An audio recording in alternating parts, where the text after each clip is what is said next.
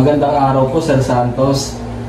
Bali gusto ko po sanang mag-apply ng kahit na maliit na loan lang po na gagamitin ko sa gastusin ko sa school o sa eskwelahan. Magandang araw din, Christian. So, bago natin aprobahan ng iyong loan, kailangan suriin muna natin ang inyong mga kakayahang magbayad o credit worthiness. First time ko pa lang po ngayon manghihiram.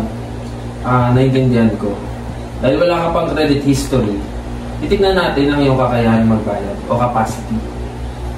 May trabaho o pinagkakitaan ka ba? Meron po, nagtatrabaho po ako sa isang kapihan at kumikita po ako ng 5,000 kada buwan po. Maganda yan. Bukod dyan, mahalaga rin ang karakter, ang iyong pagiging responsableng magbayad.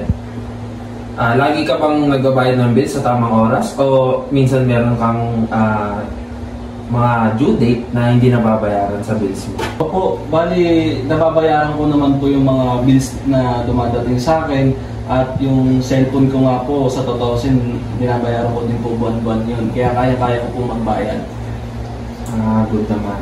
So, dahil maliit lang naman ang iyong hinihiram o hiramin mong loan, pwede kong aprobahan ito. Pero may mas mataas na interest dahil wala kang credit history. Kapag napatunayan mo responsable ka magbayad, mas gaganda ang credit score mo sa hinaharap.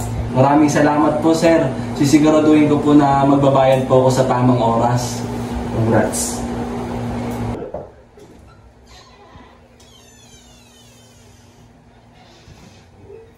Magandang araw po, Ginoong Santos.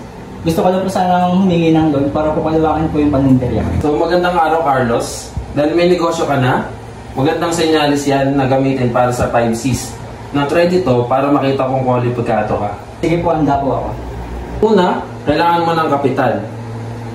May ipon o puhunan ka ba para sa loan na iyong pinag-iinteresan? Opo, meron po ako 100,000 na ipon and may ilan po akong kagamitan po para po sa kalendarya po. Maganda yan. Ibig sabihin, responsable kang humawak ng pera. Ngayon naman, tignan naman natin ang iyong kakayahang magbayad o capacity. May tanong ako sa iyo, magkano ang kinikita mo sa negosyo mo kada buwan? Kalendarya ko po is kumikita po siya ng 50,000 sa kada buwan po. And pagkatapos po siya gastusin, may natitira po akong 20,000. Ayun sa mga binigay mo sa aking numero, matibay ang iyong kita. So ngayon naman, pag-usapan natin ang collateral. O kung ano man yung pwede mong gamit na pwedeng i-collateral sa kukunin mong loan. So meron ka bang ari-arian na maaaring gawing panigurado sa loan? Opo, maaari pong gamitin yung aking mga oven and iba pang kagamitan po sa paninderya bilang collateral po.